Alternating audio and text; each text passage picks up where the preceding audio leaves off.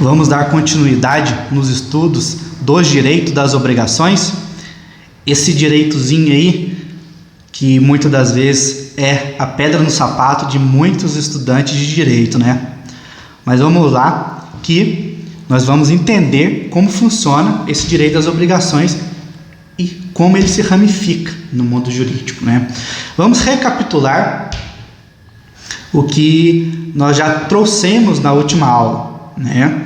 Que são as formas, as modalidades de obrigações, certo? Nós temos as obrigações de dar. Quais seriam as obrigações de dar? Vocês lembram? Seria entregar ou pagar. Então, aquele tem a obrigação de dar, ou ele vai entregar algo, né? Entregar algo, ou ele vai pagar algo para outra pessoa, né? Que são os sujeitos da relação. Temos a obrigação de fazer, que é fazer algo, no teor da palavra mesmo, fazer algo em benefício de outro, né? E a obrigação de não fazer, que é se abster de proceder com uma determinada atividade, proceder com uma determinada ação, por meio de um vínculo jurídico que existe entre as partes, certo?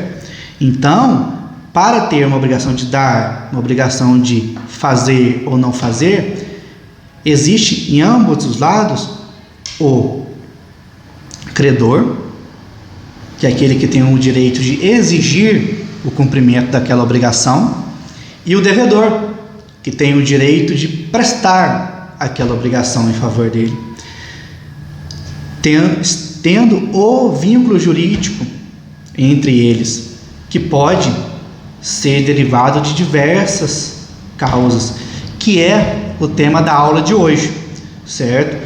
Que é as fontes das obrigações, né? A noção de fontes, como você já deve ter visto aí na graduação, todo começo de matéria sempre tem as fontes, né?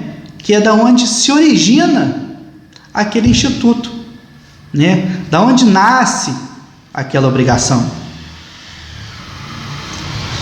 Então, a noção de fontes se entende como as origens. Quais são os acontecimentos no cotidiano que geram aquelas obrigações entre as partes? O que vai acontecer no meu cotidiano que eu vou ter uma obrigação de dar alguma coisa para outra pessoa? O que vai acontecer no meu cotidiano que eu vou ter a obrigação de cobrar que outra pessoa faça algo por mim? Da onde origina essas obrigações? Certo? Já foi até mencionado nas aulas passadas algumas dessas fontes. Vamos começar pela primeira aqui, e uma que eu considero uma das principais fontes do direito das obrigações, certo? Que são os contratos. O que são os contratos, gente?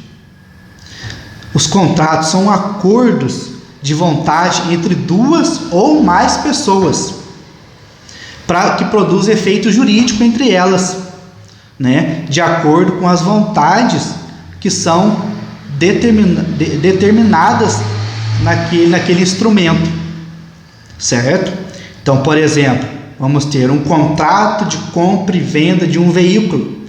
Eu estou trazendo exemplos bem básicos mesmo para vocês entenderem da onde surge o direito das obrigações e como ele é refletido no ordenamento jurídico, certo? Então, um contrato de compra e venda de um automóvel, gente, vocês veem isso na prática o tempo todo, né? É aquela pessoa que está se obrigando a entregar um veículo para outra pessoa, né? Ele está tendo uma obrigação de dar aquele veículo, e a outra pessoa está tendo a obrigação de dar também, mas seria o quê? Pagar o preço acordado por aquele veículo. Por exemplo, também um contrato de prestação de serviços nos mais diversos âmbitos do ordenamento jurídico, Um contrato civil, por exemplo, em que uma pessoa se obriga a realizar uma pintura, uma construção, um contrato de empreitada, por exemplo. Também no direito do trabalho, por exemplo, que uma pessoa ela cede a sua mão de obra, né, para o empregador, ao mesmo passo que o trabalhador ele presta o serviço, o empregador ele tem que pagar por aquele serviço prestado. Entende essa obrigação de dar? No caso ali, né, até no direito do trabalho, seria uma obrigação de fazer. Ele vai fazer algo para o empregador dará algo em troca para ele, que seria pagar o seu salário. Certo? Então, o contrato é um dos principais vínculos jurídicos que se origina as obrigações entre as partes. Certo? Tá dando para entender como funciona esse mundo aí, vamos assim dizer, das obrigações? Vamos lá. Outra fonte do direito das obrigações, que são os atos ilícitos, o que gera a responsabilidade civil. Gente, o que é o ato ilícito? São ações ou omissões voluntárias que geram direito à indenização por outrem, né? Ao passo que você tem um ato ilícito contra outra pessoa, nasce ali um direito, o direito daquela pessoa que é a ofendida, né, a vítima, pleitear algo contra você, certo? Pode ser um dano material, um dano moral, um dano estético, certo? Vamos aos exemplos práticos a respeito de atos ilícitos. Questões do dia a dia que vocês veem o tempo inteiro. Se alguém provoca um acidente de trânsito por dirigir, por exemplo, de forma negligente, imprudente, imperita e causa a morte ou a lesão corporal de outra pessoa, essa pessoa, a vítima, a ofendida, terá o direito, nascerá uma obrigação de ter uma indenização em face daquele ofensor. Então, ao passo que o ofendido terá o direito de cobrar essa indenização, o ofensor deverá pagar essa indenização, caso, é claro, depois de todo um procedimento, restar averiguado, né? Então, são diversas formas de estar presente o direito das obrigações, seja em contrato, seja em atos ilícitos, certo? Essa é uma matéria, né, que tem uma série de classificações, e é importante vocês prestarem atenção e estudarem ponto por ponto, porque eu já fui aluno como vocês. No começo, nós pensamos, nossa, aonde isso vai refletir lá na frente? Eu não estou entendendo isso no momento. Mas com esses exemplos, com o estudo correto, quando vocês estiverem lá, por exemplo, no 8º, 9º, finalizando a faculdade, vocês vão ver com mais clareza o porquê foi importante ter estudado essa matéria no começo, certo?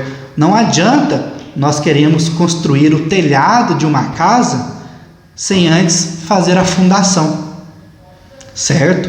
Então, eu repito e digo mais uma vez, e dou esse alerta: estudem essa matéria, entendam esses conceitos, que eles serão importantes no futuro em que vocês vão pensar, ainda bem que eu estudei.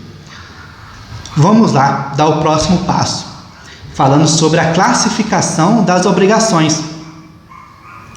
Até será um tema aqui que terá uma repetição, mas será necessário para o entendimento da matéria, correto? Vamos lá. As obrigações podem ser divididas pela natureza, da obrigação. Vocês podem colocar para mim quais seriam essas obrigações? Eu já disse, lembra? A obrigação de dar, que pode ser ramificada em obrigação de entregar ou de pagar, a obrigação de fazer algo e a obrigação de não fazer algo. A obrigação de dar implica na entrega de um bem ou de pagar alguma obrigação. A obrigação de fazer relacionada à prestação de um serviço ou uma atividade, certo? E a obrigação de não fazer, que é a abstenção de uma determinada ação, certo? Temos também a obrigação por durabilidade, certo? Então temos obrigações que são temporais, né? Ou obrigações perpétuas. As obrigações temporais, elas possuem um termo final para ser cumprida, né? A partir do momento que tem um contrato entre duas partes e eu entrego o veículo e você termina de pagar aquelas prestações, você atingiu a obrigação, teve um fim, teve um termo, certo? No outro giro temos as obrigações perpétuas, que não possuem um termo para sua extinção, mas são raras no direito, certo? Não possuindo uma grande abrangência e uma grande vinculação no mundo jurídico. Temos as obrigações por fonte, né, que é a obrigação legal, que é uma obrigação que nasce em virtude de uma determinação legal, que é, por exemplo, a questão do ato ilícito.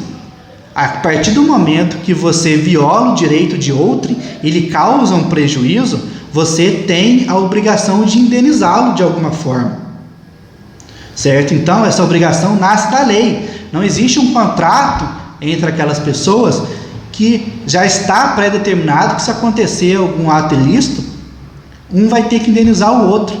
Ela nasce em virtude da lei.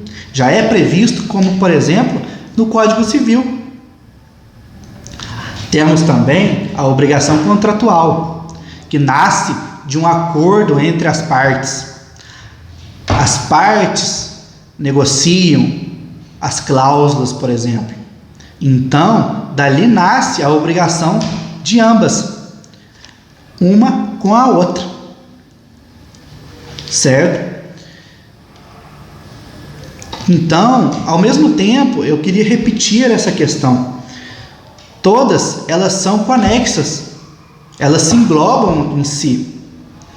Ao mesmo tempo que eu tenho uma obrigação legal, é um ato ilícito, é uma obrigação de dar, é uma obrigação de fazer. Elas não são separadas, elas são conexas entre si e devem ser entendidas dessa forma para uma melhor compreensão do Instituto e até da relação jurídica que paira aí entre essas pessoas, certo? Espero que você tenha entendido como funciona, como é a classificação dessas obrigações, certo? Disponibilizarei um material com todas essas classificações para vocês e espero vocês na próxima aula.